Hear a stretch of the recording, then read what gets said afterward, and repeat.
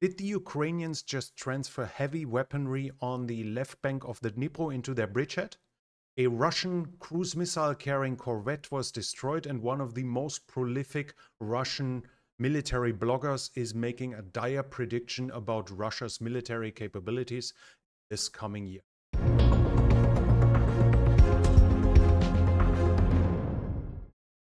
Hello and welcome to this situational picture.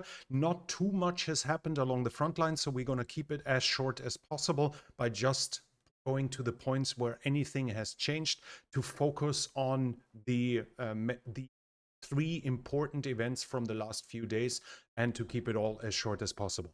On the eastern front, north of the Seversky Donetsk, I cannot confirm any change. On the southern front, south of the Seversky Donetsk, on the eastern front south of the Seversky Donetsk, we have a change close to Klishivka. Here over the dam, there is a confirmed Russian presence, or there has been a confirmed Russian presence.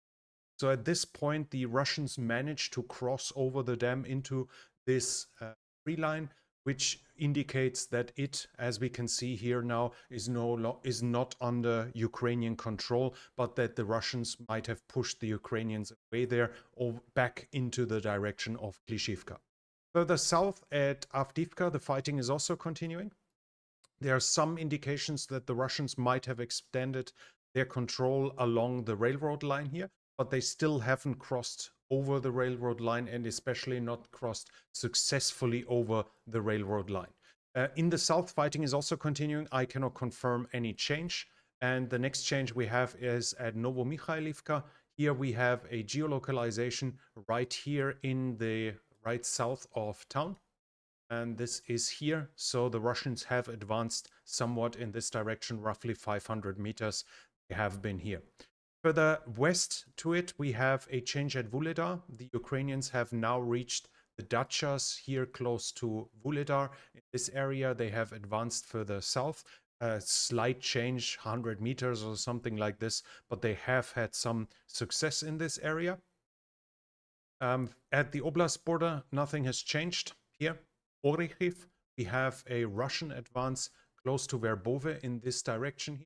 It is geolocalized here, as the Ukrainian armed forces have used a first-person view drone in an attack on the Russian forces right west of Verbove, which should be more or less here into this. So minor advance, but we do see in the video that this is a trench line. As you can see here in the picture, you have a trench line where the Russians have personnel in it, showing us that they have advanced somewhat to the west.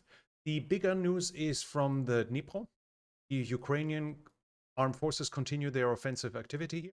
In Kri, they managed to extend their hold over the town, and they have now entered the trees here, which, having pushed the Russians back, it doesn't seem that they have a permanent foothold here in the woodline, but it seems, or in the forest, but it's clear that they have pushed the Russians somewhat back and are extending their hold on this area. They have also confirmed to have reached the southern part, which is roughly here, the southeastern part of the solar plant that is here. So now they are down here, showing that they have advanced somewhat in this direction as well. All in all, small advances. They have, in the past, they have been seen in this tree line here, but we see that they keep advancing at different points and keep attacking at different points here along the Dnipro.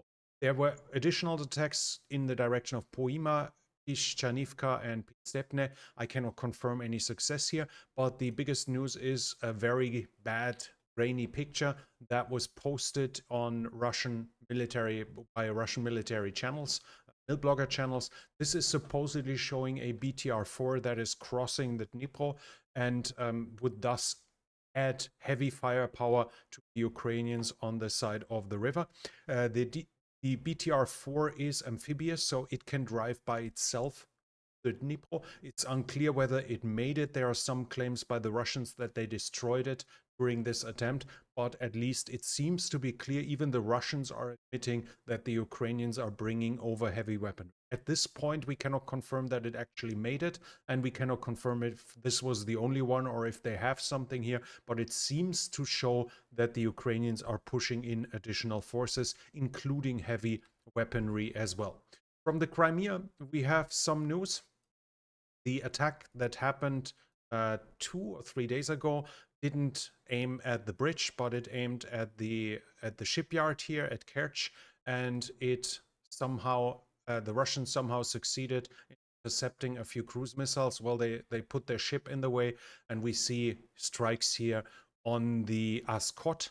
It's a Karankurt corvette that is capable of launching caliber cruise missiles. So it's one of the ships that can aid the Russians in their air attack onto the Ukrainian cities.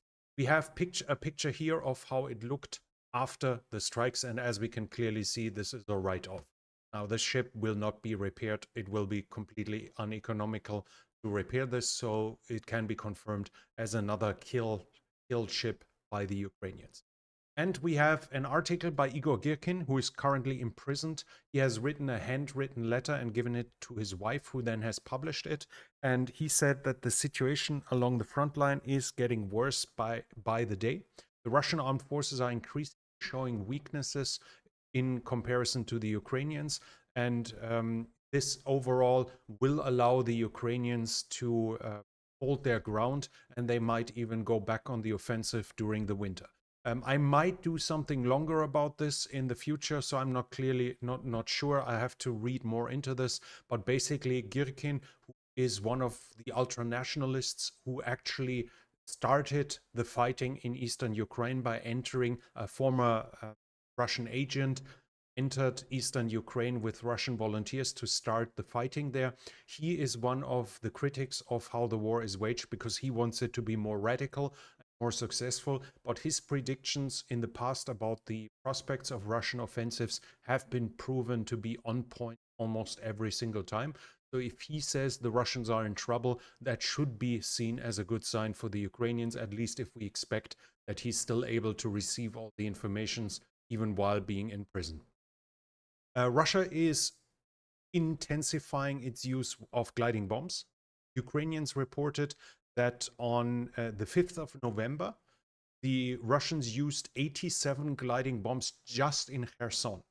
This shows us they have set up a serial production of a significant size for those kits that are meant to convert regular iron bombs into those gliding bombs, as they are able to do such strikes and basically strike now every single day. And this is fitting with the reports the GUR is reporting that Russia now, according to the Ukrainian estimates, Russia has now 870 missiles with high precision in their inventory. This is up from 585, so almost by 300 over since August.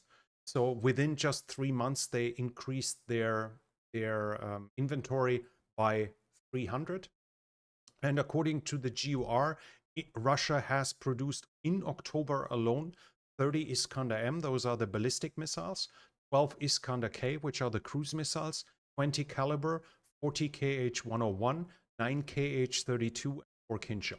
So Russia is showing that despite the hopes that cutting Russia off from Western supplies would cripple its defense industry, that it has managed to recover and has significantly increased its production in gliding bombs and in long distance precision weaponry, as the Ukrainians openly acknowledge. The GUR spokesperson also said that the strikes against the Ukrainian infrastructure that are to be expected in this winter will be less primitive, that's the word they chose, than last year. This basically says that Russia has for sure analyzed everything they have achieved last year and found ways to be more efficient. And as we can see, for months now, they are stockpiling their missiles to probably overwhelm and oversaturate the Ukrainian air defenses in massive strikes that should be expected in a few weeks, as soon as it has gotten cold enough for it to have maximum effect. Also, Ukraine is striking back, though. they have destroyed a big ammo dump in Siedove. As we can see, this is still in Ukrainian territory, but barely. With what is unclear, the Russians are thinking whether it might be an ATACMS or whether it might have been a Storm Shadow cruise missile, something like this. But they had a ammo dump here and it up, even though there were some claims that a fire started by itself. I guess somebody smoking, but we don't know the details of it. Tomorrow, we're going to have the bigger situation report where we talk about the political things, about fourth generation, etc. as well. So if you don't want to miss that, I would like to invite you to subscribe to the channel and hit the bell icon. If you like this video, give it a thumbs up and leave a comment what you think about the prospects for the Ukrainians continuing this war, especially in this winter with the coming Russian missile offensive. This channel is only possible because of the support of viewers like you. If you like to support the channel, you can do so by the means of the description. Thank you very much to everyone already supporting this channel, and that's it from me for now. Thanks for watching, and I'll be back.